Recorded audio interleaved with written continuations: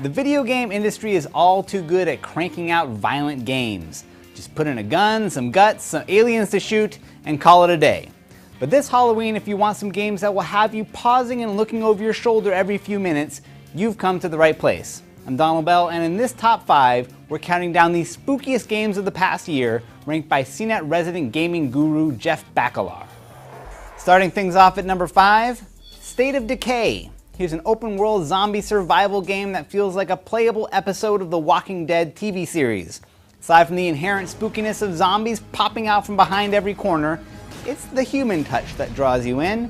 When you're not smashing in the skulls of the undead, you're making alliances and fortifying your shelter, hoarding medicine, or just cruising along in a car enjoying the quiet. Almost too quiet. Coming in at number 4, Metro Last Light.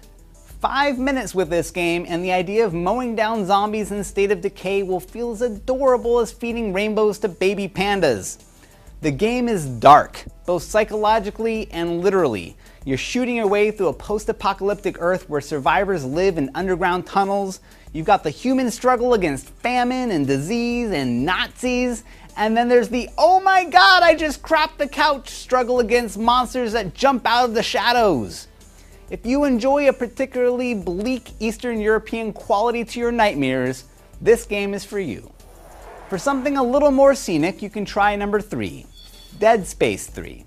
You get to be terrified in outer space, on an ice planet, and in seemingly abandoned spaceships.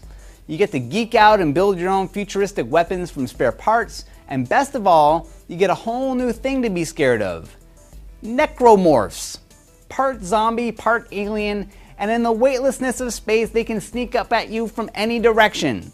And while it's true that in space they can't hear you scream, your neighbor will probably have to wear earplugs just to block out your high-pitched nerd squeals.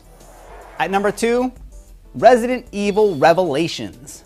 If space doesn't do it for you, or underground tunnels, how about a boat?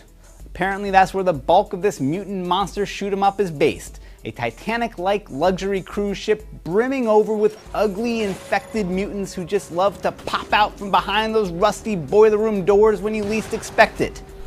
Along with the norovirus and motion sickness, here's one more reason I will never set foot on a cruise ship. Alright, and now, the number 1 spookiest game of the past year may surprise you.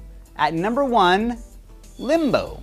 This little black and white artsy indie game is like one sustained childhood nightmare.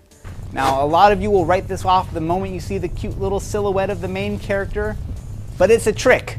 The bond you feel with this little guy makes it so much worse when you see him staked and drowned and decapitated and eviscerated, set on fire, shot with arrows and pulverized. More than anything though, this game is a great reminder that guns and gore are really just the cheap way out. When it comes down to it, what our reptile brains fear most are those hazy, mysterious things that go bump in the night. Limbo taps that nerve so perfectly, it will make your hair stand up. So there you go, 5 games that fully deliver on the promise of giving you the heebie-jeebies. Another big thanks to CNET's Jeff Bakalar for getting this list together. For more top 5s, head over to top5.cnet.com. I'm Donald Bell, thanks for watching.